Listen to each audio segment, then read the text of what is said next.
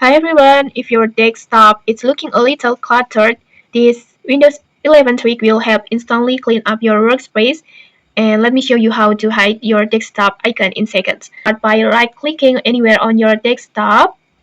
Like that, just right click and then next just go to view, and then at the bottom of menu you will see a checkbox for shows desktop icon. Just simply uncheck it like this and all your icon will disappear. Will giving you a clean, minimal distractions free desktop. And don't worry, the files aren't gone. They are still in your desktop folder and you can bring them back anytime by repeating the same step and rechecking the options. Just right clicks and then go to view and then just check the shows desktop icons like this. And okay, that's how you can instantly declutter your Windows 11 desktop. If you found this helpful, don't forget to like, comment, and subscribe for more tutorials. Thanks for watching and see you.